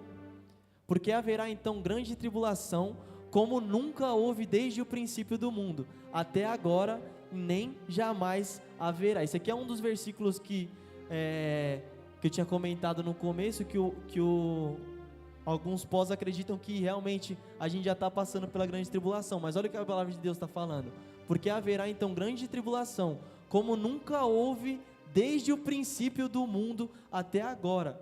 Ou seja, não conta com aquela de Noé, entendeu? Vai ser pior do que de Noé, pior que Sodoma e Gomorra, pior do que a gente já vive agora, entendeu? O qual nunca houve antes, desde o princípio do mundo até agora, nem jamais haverá. Próximo. Se aqueles dias não fossem abreviados, ninguém sobreviveria, mas por causa dos eleitos, aqueles dias serão abreviados. Aí, meu pai sabe explicar melhor sobre essa questão dos eleitos. Os eleitos, né, não é só a igreja, não é só a igreja, tá certo? Existem eleitos desde os primórdios, existem eleitos, Noé é um dos eleitos, tá? Jacó, Abraão, Isaac, são eleitos. Todos aqueles que viveram lá no Velho Testamento, que morreram aguardando o cumprimento das promessas de que Jesus viria, fazem parte dos eleitos. A igreja é parte dos eleitos, e na grande tribulação existem eleitos, porque nós vimos, existem eleitos. Agora, o tempo abreviado, ou seja, foi compactado em 7 anos, porque se fosse mais tempo, nem eles seriam salvos, eles não suportariam. Então por isso compactou esse tempo num período de 7 anos, essa é a abreviação, ok? Então põe isso no teu coração, a grande tribulação não é para a igreja, não é para a igreja. Nós já somos salvos, já estamos selados pelo Espírito Santo para o dia da redenção. E quando o Espírito Santo deixar a terra, a igreja vai junto com ele, porque Jesus vai falar como som de trombeta, os anjos vão descer e vão arrebatar aqueles que são do Senhor, e então o anticristo vai ser levantado, e a terra vai viver um tempo terrível. Os primeiros 3 anos e meio podem ser chamados de tribulação. Agora a segunda parte dos 3 anos, os próximos 3 anos e meio, grande tribulação. Por quê? Porque a ira de Deus vai ser derramada sobre o planeta Terra, e isso nunca houve, nunca aconteceu em tempo nenhum na história, somente nesse tempo que está profetizado pelo Senhor. Amém? Ou seja, esse texto aqui está dando tipo uma estratégia para os judeus. Mas e por que a igreja não recebe estratégia nenhuma na palavra de Deus durante esse tempo? Deus simplesmente vai abandonar a gente durante esse tempo e a gente vai ter que se virar aqui sozinho? Se fosse para nós para que a gente ficasse durante esse tempo, Deus teria que deixar algo para nós e falar: não, vocês vão ter que fazer isso, igreja do Senhor, faça isso durante esse tempo, que não sei o que e tal. Mas não, fala só para os judeus. e a igreja simplesmente vai ficar assim, largada aqui durante esse tempo. Por isso eu acredito também muito que isso vai acontecer antes, porque eu acredito que Jesus deixaria algo pra gente, uma informação, vocês vão passar por isso, tal, por isso, façam isso, isso e isso, entendeu? Teríamos que ter uma informação, porque, as coisas iriam acontecer e a gente vai fazer o que aqui na terra? Vai ficar vendo tudo acontecendo, simplesmente morrendo com todas as catástrofes que está acontecendo e, nossa, isso não entra na minha cabeça, entendeu? Por isso eu acredito muito no pré. E aí vem outra coisa que Deus fala, vamos lá, Paulo fala, né, em 1 Tessalonicenses, no capítulo 5, no versículo 9, Paulo fala, mas fala inspirado pelo Espírito Santo de Deus. Olha isso aqui, porque Deus não nos destinou para a ira. Olha, já começou já. Deus não nos destinou para a ira, mas para recebermos a salvação por meio de nosso Senhor Jesus Cristo. Ou seja, eu acredito que seja a ira desta terra, porque Deus vai estar totalmente irado com a terra, e aí vai fazer toda aquela questão do Apocalipse, de selos, trombetas, cálices, e tudo isso vai ser derramado, e isso é a ira de Deus sobre a terra. E aí ele pega e fala, porque Deus não nos destinou para a ira. E aí a gente vai em outro trecho, Apocalipse 3:10, que meu pai citou no começo. Vamos dar uma olhada só para confirmar mais ainda isso. Apocalipse 3:10, visto que você guardou a minha palavra, isso aqui é João falando para a igreja de Filadélfia, visto que você guardou a minha palavra de exortação à perseverança, eu também o guardarei da hora da provação, que está para vir sobre todo o mundo. Está muito específico isso aqui, da hora da provação que está para vir sobre todo este mundo. Esta hora da provação seria a grande tribulação, e para pôr à prova a terra, todos os que habitam na terra. Então vai ser uma prova para todos os que ficarem, só que nós estaremos guardados pelo Senhor para essa hora da ira. Alguns outros pensamentos tribulacionistas acreditam que a igreja vai passar triunfante sobre a grande tribulação, ou seja, a igreja vai ficar na grande tribulação, mas vai passar vitoriosa, ou seja, seremos intocáveis. Só que não há uma maneira disso acontecer, porque a igreja está espalhada por todo mundo. Qual seria a melhor forma de proteger todo mundo? Tirando todo mundo da terra, para que tudo isso possa acontecer. Porque também, acho que é em Mateus que fala que o sol cairá sobre todos, e o sol nasce sobre todos. O sol nasce sobre todos, e a chuva cai sobre todos. Ou seja, durante esse período de tribulação, porque só a igreja seria os intocáveis, e aí se a gente é intocável durante esse tempo, ou seja, aí eu tava até brincando com o pessoal, nossa, vai vir ter um ímpio do meu lado aqui, só que tá caindo um meteoro e vai atingir a gente, só que a igreja é triunfante, entendeu? Só o ímpio morre, mas aí o ímpio vem pro meu lado e ele não vai morrer, e nem eu.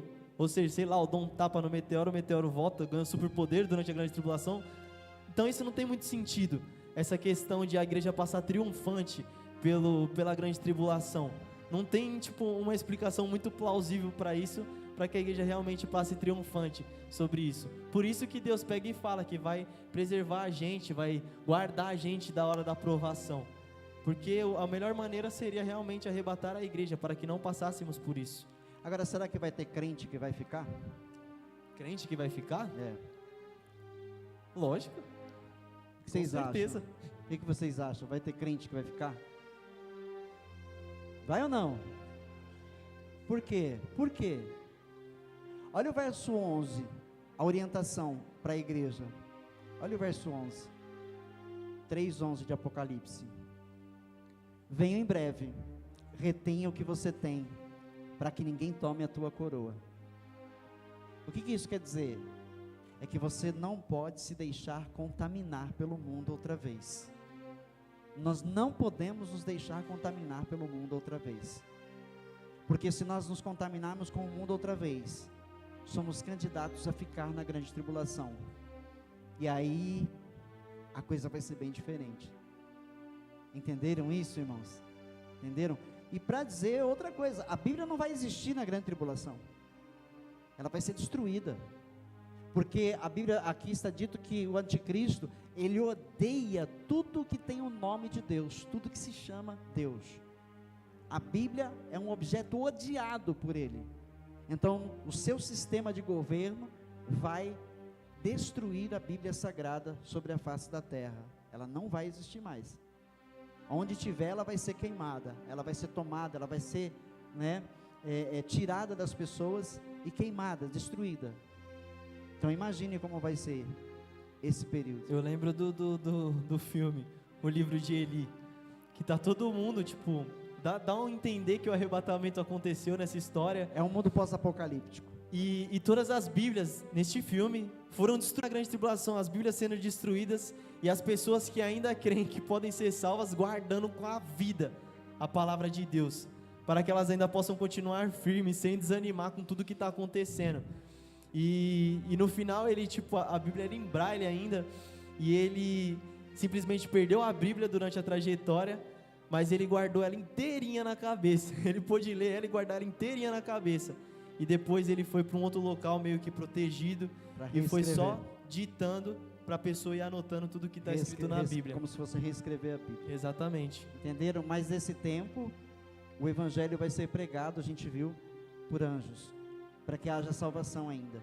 Isso chama-se a misericórdia de Deus. A misericórdia de Deus. Tá? Porque o Evangelho ser pregado em todo o mundo, hoje, agora, a gente consegue compreender. Há um grande esforço das sociedades bíblicas para que a palavra de Deus seja pregada em todo o mundo, mas hoje, nós vimos isso na sexta-feira, né, que foi falado sobre isso, 89% da população mundial, 89% já ouviu falar de Cristo Jesus. Então ainda tem 11% que não ouviu falar. Há 11% do planeta que ainda não ouviu falar de Jesus. Mas o arrebatamento vai acontecer antes. Porque o Evangelho vai terminar de ser pregado pelos anjos. E depois que ele for pregado em todo o mundo, vai vir o fim. Entenderam? Aí virá o fim. Acabou. E o que vem depois é o milênio de Cristo. Novos céus e uma nova terra, onde a igreja vai habitar em paz. Sem dor, sem morte, sem violência, sem doença, pois o pecado vai ter sido banido. Na nova terra não vai existir o pecado. Amém? Amém. Então a gente viu aqui alguns textos que realmente mostram que nós seremos guardados durante esse período de ira. E aí foi citado também de manhã, Daniel no capítulo 12, no versículo 1, também fala sobre o arcanjo Miguel. Vamos ler só para... Daniel no capítulo 12, versículo 1. Só para confirmar. Naquela ocasião, Miguel, o grande príncipe que protege o seu povo, se levantará. Haverá um tempo de angústia, como nunca houve desde o início das nações até então. Mas naquela ocasião, o seu povo, todo aquele cujo nome está escrito no livro da vida, né, será liberto. Ou seja, aqui mostra mais um texto que dá para um pré-tribulacionista que realmente seremos guardados. Tem uma outra versão, realmente vai falar gente. Coloca na CF ou na atualizada. Livrar-se-á. Tá vendo? Mas naquele tempo, livrar-se-á o teu povo, todo aquele que for achado escrito no livro. Ou seja, não vai passar por esse tempo também. Então só é mais um que fortalece a visão que o arrebatamento vai acontecer antes da grande tribulação. Amém? E já estou finalizando. Algumas coisas minhas agora, minhas interpretações também. Mateus 24, no versículo 36. Evangelho de Mateus 24, versículo 36.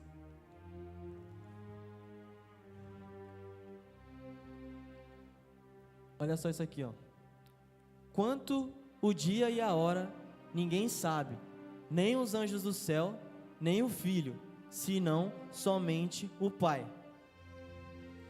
Como foi nos dias de Noé, assim também será na vinda do Filho do Homem. Pois nos dias anteriores ao dilúvio, o povo vivia comendo e bebendo, casando-se e dando-se em casamento, até o dia em que Noé entrou na arca. Aqui a gente está vendo o que está acontecendo hoje também. Tudo isso aqui está acontecendo hoje. E eles nada perceberam, até que veio o dilúvio e os levou a todos. Isso aqui é o que vai acontecer, entendeu? Vai vir um momento do arrebatamento e vai nos levar, e aí depois o pessoal que ficar vai ficar para a grande tribulação e vai acabar se dando mal. Aí assim acontecerá na vinda do Filho do Homem. Olha só agora. Prossegue. Pois, 2 homens estarão no campo, um será levado e outro deixado. 2 mulheres estarão trabalhando no moinho, uma será levada e outra deixada. Para aí. Aqui, o que eu entendo. Isso aqui é o que eu entendo. Deus está mostrando uma situação de um dia a dia normal. E nesse dia a dia normal, Ele está mostrando o quê? Que um será levado e o outro deixado. Ele fala a questão dos homens no campo, depois das mulheres no moinho. E aí quando eu fico analisando esse texto, eu fico pensando, não tem como ser durante a grande tribulação. Porque se a igreja foi arrebatada depois da grande tribulação, eu falei, estava conversando com a minha mãe. Eu falei, mãe, quem é que vai estar caindo estrela do céu? Vai estar terremoto, destruição em massa. Quem é que vai estar indo para o trabalho, bater o ponto e vai trabalhar? Não tem muito sentido. Não, pior ainda, casando, né? Entendeu? Quem vai estar, vivendo uma vida normal? Ou seja, esse aqui, para mim, para os pré-tribulacionistas, são muitos outros textos, mas para mim é esse aqui, entendeu? Para mim isso aqui faz muito sentido, entendeu? Tá falando realmente sobre estarmos trabalhando, entendeu? Um dia a dia qualquer, e simplesmente assim, Jesus virá e vai levar um e vai deixar outro. Então esse aqui é um dos textos que eu tenho para mim, assim, que eu fico, nossa, não tem como a gente estar vivendo um dia normal durante a grande tribulação e ser arrebatado. Aqui as pessoas estão trabalhando, estão vivendo suas vidas, entendeu? De uma forma normal. Próximo versículo, deixa eu ver se vai. Portanto, vigiem, porque vocês não sabem em que dia virá o Senhor. Nossa, isso aqui é outro. Esse texto aqui para mim é o mais fabuloso de todos. Portanto, vigiem, porque não sabem em que dia virá o Senhor. Ou seja, se a gente estiver aqui durante a tribulação, querendo ou não, dá pra gente fazer uma conta e saber mais ou menos quando Jesus vai voltar. Porque Daniel deixa bem claro que são 1290 dias, é isso. 1290 dias. E aí dá 7 anos no total. Ou seja, 3 anos e meio de paz e 3 anos e meio de tribulação. Se a gente estiver vivendo isso, a gente vai ver o anticristo se levantando. E a gente sabe que o anticristo vai se levantar no meio da grande tribulação. Ou seja, se ele se levantar no meio da grande tribulação, dá pra gente fazer uma conta e imaginar mais ou menos quando Jesus vai voltar. Mas ele está falando aqui, portanto vigiem, porque vocês não sabem em que dia virá o Senhor. Se a gente estiver vivendo isso, tem como a gente saber, tem como. Não tem outra opção. Por isso que quando eu vejo isso aqui, eu fico, nossa, não tem outra forma, se não for, antes, a gente foi arrebatado antes da grande tribulação. Porque a gente vivendo isso, dá perfeitamente, se a gente ler todos os textos, a gente vai entender tudo o que está acontecendo, vai analisar cada trombeta sendo tocada no Apocalipse, e vai só vendo as coisas acontecendo, e a gente só vai, tá chegando a hora de Jesus voltar, aconteceu isso, aconteceu aquilo, e a gente está aqui na grande tribulação, e está acontecendo aquilo, uma hora ou outra a gente vai, mais ou menos naquela semaninha ali, Jesus vai estar voltando, simples, entendeu? Por isso que eu falo que, portanto vigiem, porque vocês não sabem o dia nem a hora. Não tem como a gente saber. Se a gente estiver vivendo nesse tempo, a gente vai saber. Por isso que Jesus deixa bem claro, vocês não sabem o dia nem a hora. Olha o verso seguinte também. Mas entendam isto, se o dono da casa soubesse a que hora da noite o ladrão viria, ele ficaria de guarda e não deixaria que a sua casa fosse arrombada. Esse aqui já é outro também. Esse texto para mim é o mais pré-tribulacionista que tem. 44. Próximo verso. Assim, vocês também precisam estar preparados, porque o Filho do Homem virá numa hora em que vocês menos esperam. Se a gente estiver na grande tribulação, a gente vai estar esperando isso. Não tem sentido para mim ser tipo, durante ou depois da grande tribulação, porque a palavra de Deus está falando que a gente nem, vai ser numa hora que a gente menos espera. Se a gente estiver vendo tudo acontecendo, a gente vai estar esperando. E aí, se a gente voltar em Mateus 24, no Mateus 24, acho que é no verso 35. Os céus e a terra passarão, mas as minhas palavras jamais passarão. Se a gente estiver aqui na terra e esperar pela vinda de Jesus, cai por terra tudo aquilo que ele falou. E ou seja, mas ele está falando aqui que as minhas palavras jamais passarão. Ou seja, o que ele está falando é que a gente vai ser arrebatado antes da grande tribulação. Glória a Deus. Meu, Amém. é o que eu mais consigo pegar assim, meu. Eles usam muitos outros versículos, mas para mim esse aqui é o que faz mais sentido. Porque eu tento ler ele e usar um pouco de lógica, entendeu? Da lógica humana mesmo. E a minha interpretação, entendeu? Meu, se a palavra de Deus está falando pra gente vigiar, e ele faz a citação do ladrão, que ele virá como ladrão, e aí ninguém espera esse momento. E vai ser assim na vinda do Cordeiro. E aí a gente ficar nessa questão de viver a grande tribulação, a gente vai estar esperando esse momento. E outra coisa também que eu pego assim, meu, Jesus, ele sempre nos trata como a noiva dele. Eu estava conversando de manhã com o Anderson, e eu estava falando para ele, Jesus nos trata como a noiva. Quem é que deixa a sua noiva passar por momentos totalmente ruins e simplesmente a abandona? Qual é o noivo que faz isso? Não. E aí simplesmente Jesus lá, em Apocalipse 19, se casa com a noiva, mas ele vai casar com a noiva depois de matar ela? Aí vai matar ela, ressuscitar ela e casar com ela? Não tem sentido, entendeu? Por isso que eu falo que a gente vai ser arrebatado antes, por essas questões, meu. Meu, se Paulo vai falar, né?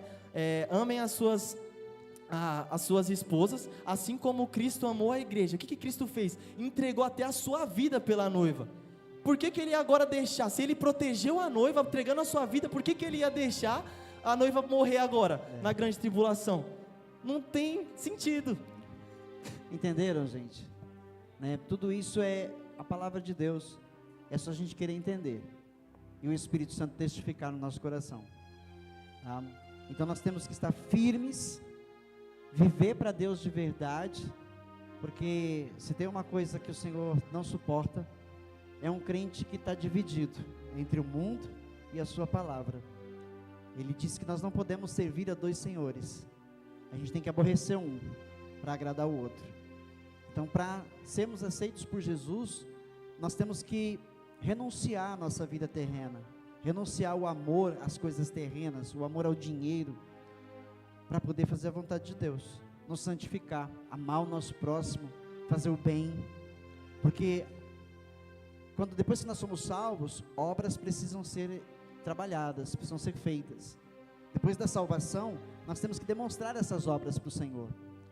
As obras são consequência de sermos salvos, e as obras é fazer o bem, é amar, é viver uma vida honesta, uma vida direita, uma vida de santidade.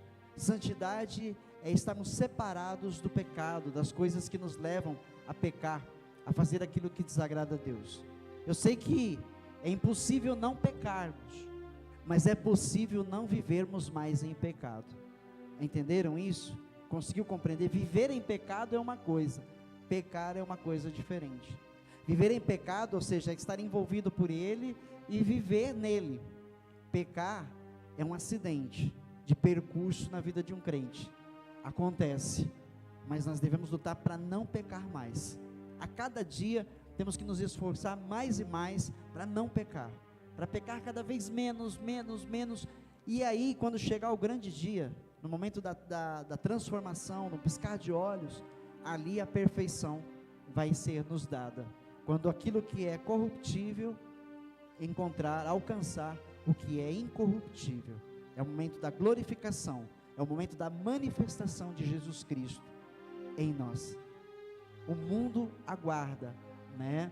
O mundo inteiro aguarda a manifestação do Filho de Deus, e essa manifestação será o momento da nossa transformação, quando nós somos glorificados e levados para Ele, lá nos ares. Amém? Tem alguma coisa ainda? Eu acho que eu falei tudo que eu precisava. Meu sucessor. Vamos ver só mais uma coisa, só para a gente finalizar. A última coisa, Apocalipse 8.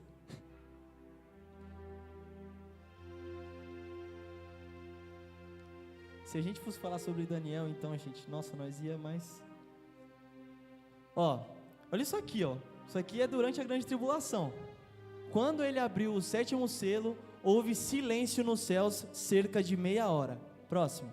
Vi os 7 anjos que se acham em pé diante de Deus, e a eles foram dadas 7 trombetas. Outro anjo que trazia um incensário de ouro aproximou-se e colocou em pé junto ao altar.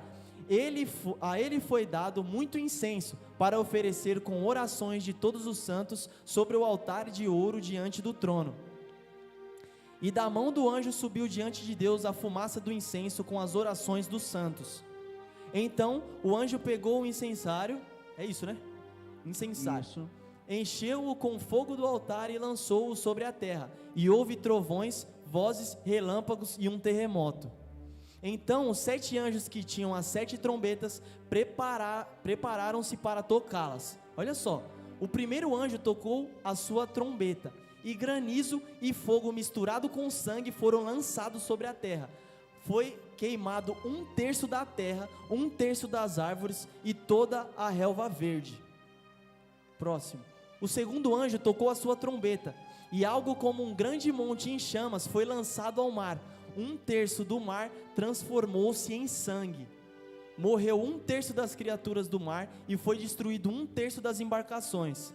O terceiro anjo tocou a sua trombeta, e caiu do céu uma grande estrela, queimando como tocha, sobre 1/3 dos rios e das fontes das águas.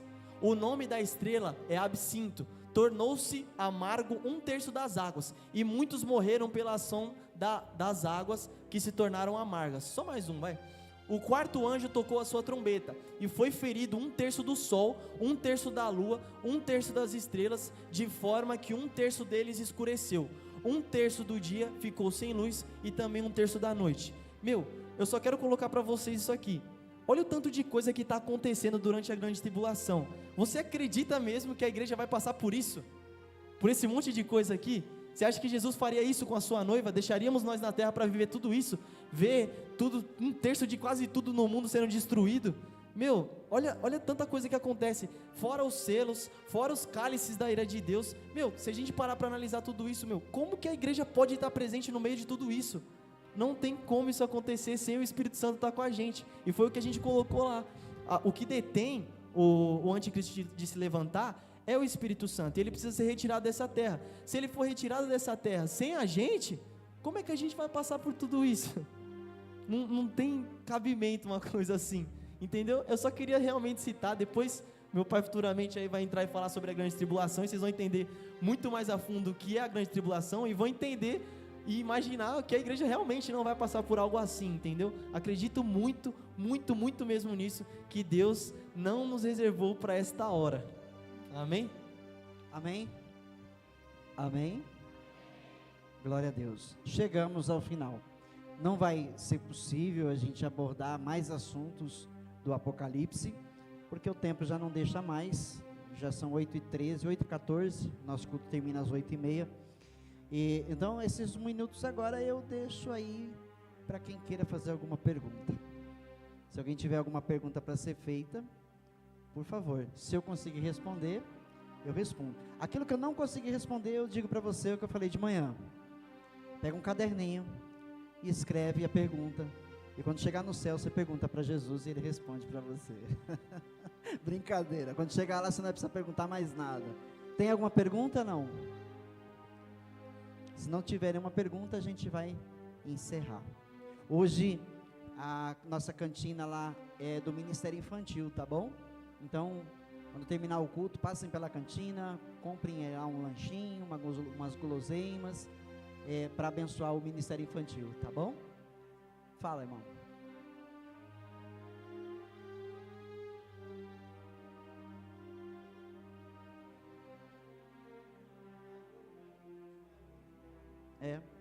Exatamente. Um vai ser levado, um vai ser deixado.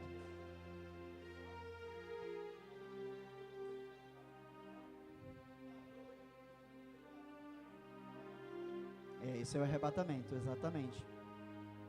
Amém. Alguém vai perguntar? Nossa irmã Glaucia. Alguém pode me ajudar aí, não? Meus ouvidos ainda são bons, mas nem tanto.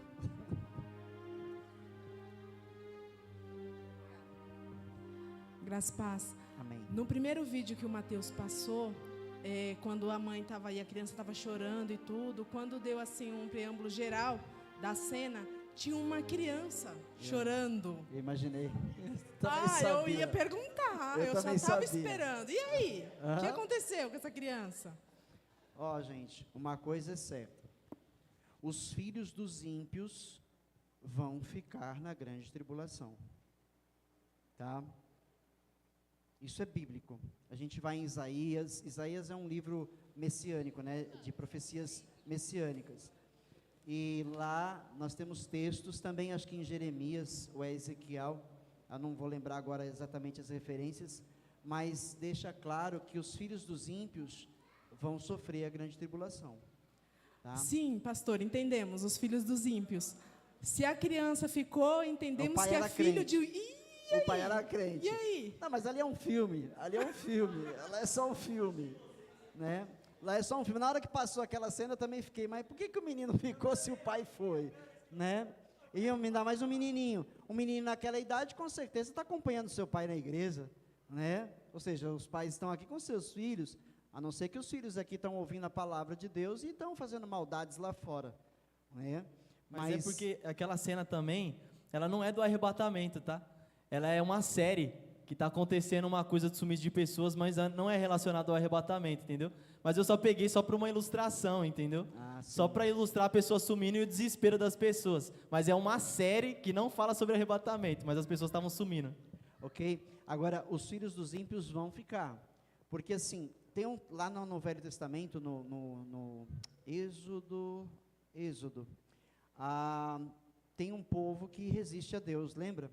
Os hebreus, eles resistem a Deus, ficam murmurando contra Deus, Moisés sendo usado para abençoar, para dar comida, para dar água, para dar tudo que precisam, eles estão sempre murmurando, e aí levantam um motim contra o Moisés, eles querem levantar um novo líder e voltar para o Egito, e aí então, o que acontece? Esses homens também chegam a afrontar Moisés e dizer, por que só você, Deus fala só com você, né?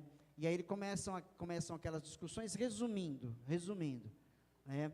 Deus manda reuni-los pela manhã, e aí aqueles que querem continuar ouvindo Moisés, junto com Moisés, os que querem ouvir esses, se apartem, né, de lado. E naquele dia a Bíblia diz que Deus abriu um buraco no chão, e consumiu todas aquelas pessoas vivas, foram levadas para o inferno vivas, elas desceram para o inferno vivas, está registrado lá no Êxodo. Tá? Então era pai, era mãe, era filho, era tudo, sem exceção. Então, filhos de ímpios não são salvos, ok? Vocês vão ver aqui, o texto de Mateus falou que, ai das grávidas e das que estiverem amamentando na grande tribulação, ou seja, os filhos dos judeus também vão estar sobre a terra, eles vão fugir com os filhos nos braços. Então, ai das grávidas e ai das que amamentam, por quê? Porque a fuga deles vai ser muito mais difícil. Vai ser muito mais difícil correr com a criança no colo, correr grávida, se esconder, tentar fugir. Entenderam o que Jesus está falando? Mais alguma pergunta? Fala mesmo. Deixa o Luiz levar o microfone para você.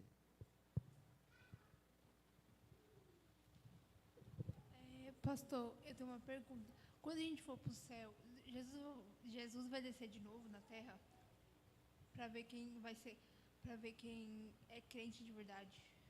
Então, o procedimento aqui da palavra de Deus diz que Jesus volta sobre a terra, né? A igreja é arrebatada, estará com Cristo, ou seja, acredita-se também que no período da grande tribulação que está acontecendo sobre a terra, nesse período, a igreja está participando das bodas do Cordeiro, entenderam? As bodas, a festa de casamento, está acontecendo enquanto a grande tribulação está ocorrendo no planeta. Depois, o Senhor Jesus volta sobre a terra, Ele vem sobre a terra, aí é a segunda vinda, Ele vem sobre as nuvens dos céus, e Ele vem para aprisionar Satanás, ele vai ficar aprisionado por 1000 anos, e Jesus governará a terra por 1000 anos, ele estará na terra, e ele desce, né, com os santos de Deus, com os seus santos, ele vai estar governando essa terra pelos 1000 anos. O milênio é uma coisa muito difícil da gente decifrar, muito difícil da gente entender, então não dá para falar muita coisa dele, tá certo? Mais alguém? Fique à vontade. O tempo está passando. Acabou? Ninguém mais quer perguntar nada? Está todo mundo ok? Todo mundo entendeu a palavra de Deus? Fala, Simone. Espera aí, deixa eu levar o microfone lá.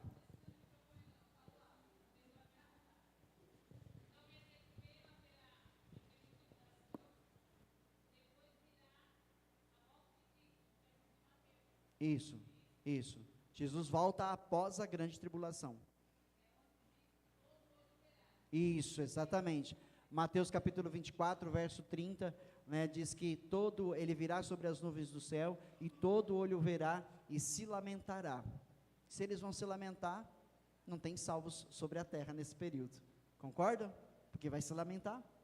Amém? E aí então é onde Satanás é preso por 1000 anos, e ele governa o milênio, durante o milênio, com a igreja. Amém?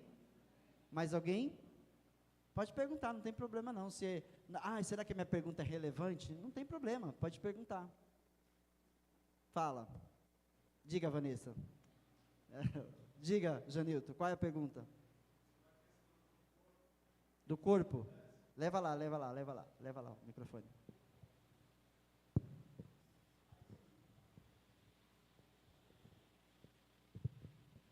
Bom, pastor, já fui questionado sobre a questão desse corpo, né?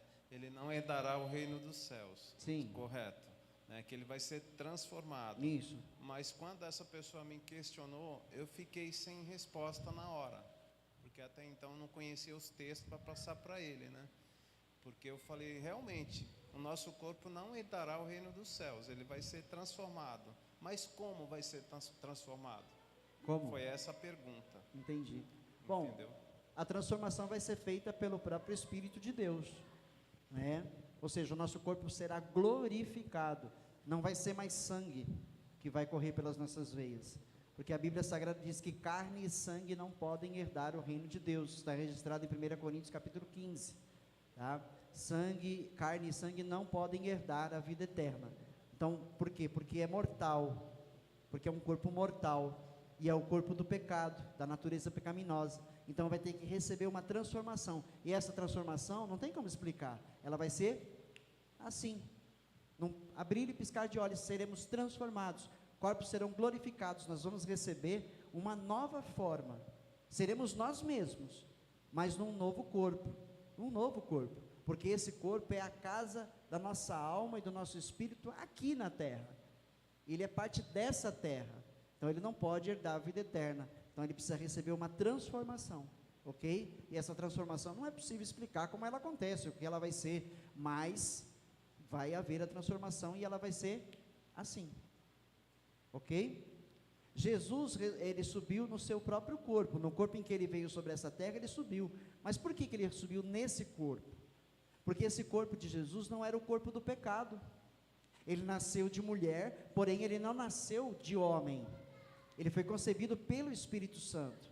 Então o corpo de Cristo não conheceu o pecado, e por não ter conhecido o pecado, então ele pode herdar a vida, ele pode subir assim para a eternidade, entenderam? Maurício. Mas o de Noé e Elias? Hã? Ou não é Enoque. Enoque e Elias? Certamente foram transformados, a Bíblia não relata, mas eles foram transformados. Por que que eles foram transformados? Porque o corpo deles era o corpo do pecado. Enoque andou com Deus, mas Enoque nasceu do pecado. Elias andou com Deus, fez a vontade de Deus e foi arrebatado, mas o corpo de Elias também era o corpo do pecado. Nasceram do pecado. Então eles foram transformados. A Bíblia não relata, mas eles foram transformados, porque não seria possível eles entrarem lá no reino de Deus da mesma forma em que estavam aqui na terra. Ok? E o Apocalipse ainda cita que vai haver duas testemunhas vão estar sobre a terra durante um período, e essas duas testemunhas, acredita-se que devam ser Moisés e Elias. Alguns cogitam Enoque e Elias, por eles terem sido arrebatados, mas provavelmente será Elias e o Moisés, porque o Elias ele representa os profetas e Moisés representa a lei. Amém? Ok? Vamos encerrar agora? Vamos ficar de pé, em nome de Jesus. Quero louvar a Deus pela vida de vocês, por vocês terem vindo participar na sexta, ontem. Não foi possível verem todos na sexta e no sábado, mas hoje vocês pegaram uma parte muito importante, e nós temos que falar desses assuntos. É necessário falarmos desses assuntos para que a igreja esteja preparada. Muitas igrejas infelizmente não falam, muitos pastores não pregam sobre esses assuntos, mas é necessário, porque a igreja precisa ser alertada do que está por vir, ela precisa conhecer, amém? E, o pastor já me mostrou ali. Agora, antes da gente encerrar, o pastor Dimos mostrou, o Luiz veio falar, o seu dízimo e a sua oferta, você que preparou para trazer essa noite, prepara agora aí, coloca no seu envelope, se alguém vai ofertar, pega o envelope aí atrás das cadeiras. Eu quero só te abençoar em nome de Jesus, e lembrar, continue sendo fiel dizimista da obra de Deus, porque é isso que mantém esta obra de pé, tá bom? E você continua sendo abençoado, e Deus continua repreendendo sim, o devorador, amém? Pai, em nome de Jesus, eu quero neste momento abençoar a tua igreja, o teu povo, Pai, que oferta, que entrega, Senhor, todos os meses, o dízimo na tua casa, para que eles continuem, Senhor, recebendo de ti a prosperidade, eles continuem, meu Pai, tendo sobre suas mesas o pão de cada dia, que nada venha faltá-los, meu Pai, mas que do Senhor eles tenham abundância de vida, a fartura nos seus lares, Pai, todos os dias, porque deles, meu Pai, vem, Senhor, o mantimento desta obra, o dízimo, meu Pai, que é teu, vem por eles, meu Pai, ser entregue a esta obra, para que ela esteja de pé, a oferta voluntária, a alçada, vem por suas mãos, ó Pai, para que esta obra continue de pé, que assim o Senhor continue os abençoando, e prosperando o seu caminhar, em nome de Jesus, amém. Pode trazer, amém? Vamos ficar de pé ainda, tá, que a gente vai encerrar.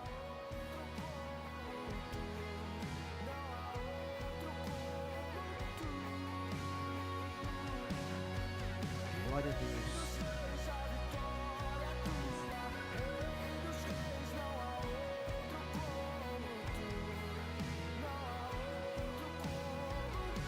Glória a Deus. Amém? Amanhã, 7h30, a oração, das 7h30 às 20 horas. Na quarta, das 20 às 21h45, o nosso culto. Na sexta, das 20 às 21h45, o nosso culto. No domingo de manhã às 10 a nossa escola bíblica, e às 18 horas o culto da Santa Ceia já, né, pastor? Já está terminando o mês, né? Próximo domingo já é outro mês, né? Então, a Santa Ceia, tá bom? Estejam se santificando, estejam vivendo para Deus, para que sempre que vocês participarem desta ceia, vocês estejam agradando o Senhor Jesus. Nossas visitantes aqui hoje, sejam bem-vindas, em nome de Jesus. Eu vou só perguntar o nome de vocês, me desculpa, assim, ser indelicado, mas... Edileuza e a Elaine. Edileuza e Elaine, sejam muito bem-vindas, em nome de Jesus. Espero que vocês voltem mais vezes, estarem com a gente. Se estiverem sem ministério, as portas estão abertas, tá bom, para vocês, em nome de Jesus. Mais alguém hoje nos visitando? Mais alguém? Os demais são todos da casa, amém? Então estende as suas mãos, que a graça de nosso Senhor e Salvador Jesus Cristo, o amor do nosso Pai eterno, e a comunhão junto com as consolações do Espírito Santo, estejam conosco hoje e para todo sempre.